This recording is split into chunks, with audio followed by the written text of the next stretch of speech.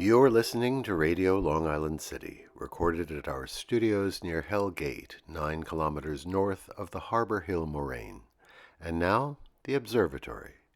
The Observatory, Sunday the 20th of July, 2025. It is 30 days after the summer solstice.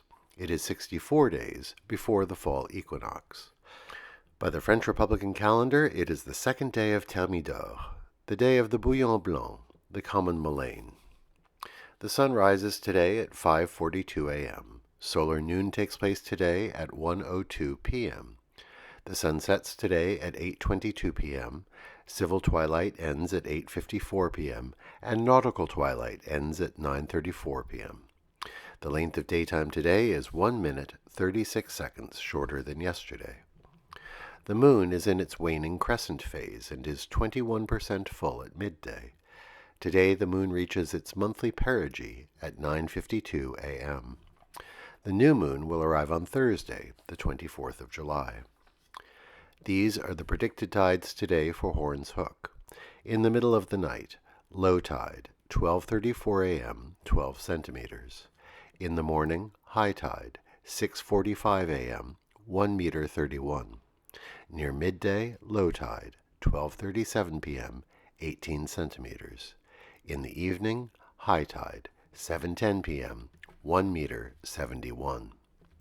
In our shared realm of plants and animals, one of the pleasures of summer is observing the many wasps that are out and about this time of year.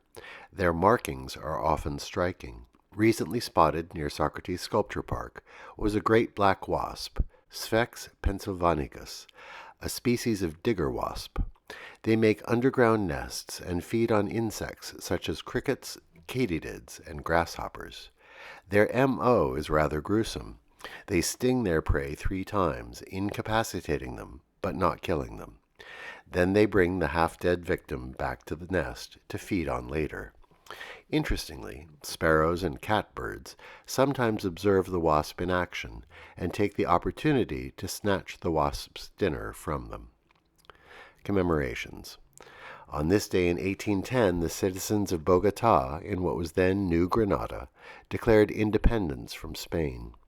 In modern Colombia, this day is celebrated as Independence Day. On this day in 1969, a human being first set foot on the moon. Astronauts Neil Armstrong and Buzz Aldrin landed the lunar module of the Apollo 11 mission in the Sea of Tranquility on the moon. Michael Collins remained in orbit in the command module. 7 hours after touching down, Neil Armstrong stepped onto the lunar surface, uttering the words, "That's one small step for man, one giant leap for mankind." On this day in 1974, Turkish forces invaded Cyprus. 5 days before, the Greek military junta had organized a coup d'etat on the island, deposing President Makarios, with the intention of annexing Cyprus to Greece. The Turkish incursion put an end to this plan. Civil war ensued with mass displacements of ethnic Turks and Greeks across the island. Cyprus remains divided to this day. The events of 1974 led to the last major influx of ethnic Greeks to Astoria. On this day in 2005, the Canadian Civil Marriage Act received the royal assent and became law, making Canada the 4th country in the world to recognize same-sex marriage. On this day in 2015, under President Barack Obama, the United States and Cuba finally resumed full diplomatic relations. On the doings of oligarchs. On this day in 2021, Jeff Bezos flew to space. He was on board with a crew of the New Shepard NS-16 spacecraft on its first manned mission. It was operated by his private aerospace toy company, Blue Origin. Finally, today is the Dia del Amigo, or Friendship Day, in Argentina, Brazil, Spain, and Uruguay. It was originally popularized by an Argentine dentist, Enrique Ernesto Febraro, who was so inspired by Neil Armstrong's arrival on the moon that he promoted the day as a festival of international friendship. It has subsequently grown into a day for people to celebrate their own circles of friendship.